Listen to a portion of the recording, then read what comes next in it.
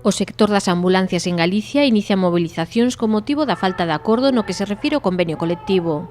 Despois de 3 anos, a mesa de negociación rompeuse tras propoñer a patronal unha reducción do 10% ca posibilidade incluso de impagos a partir do mes de marzo.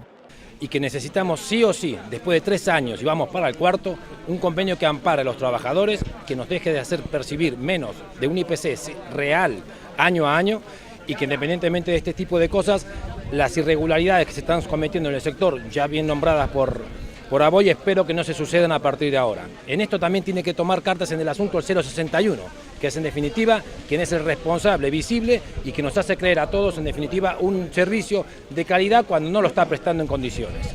Os ratios por ambulancia na comarca de Pontevedra son escandalosos. Pontevedra necesitaría non só media ambulancia ou unha ambulancia de 12 horas, necesitaría unha nova ambulancia. O saben eles, o sabe o propio 061.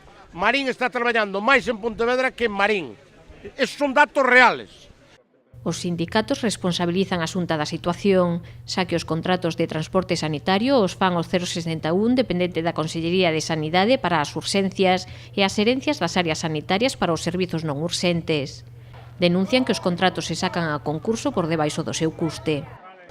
Que hagamos hincapié en que la Consellería es la única responsable de sacar los conciertos por debajo, muy por debajo del coste real que necesita para cumplir un convenio.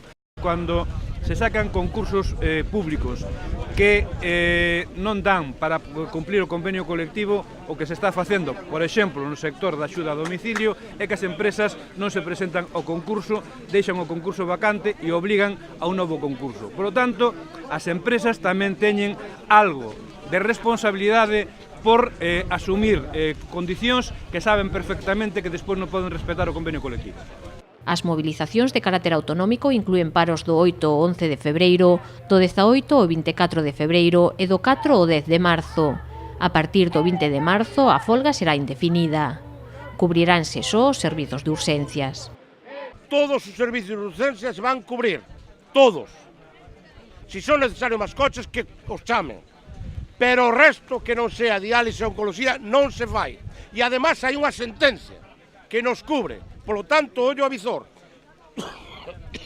A Consellería, si quere negociar, ten daqui hasta o día 8. Mañán, tarde, noite. Como fai cando lle interesa. Por lo tanto, o día 8 hai folga. Urxencia sí, os viaxes de ambulancia, como se fora inserso, non. No sector das ambulancias traballan máis de 1.500 persoas. Hoxe celebráronse concentracións en todos os hospitais de referencia das 7 cidades galegas.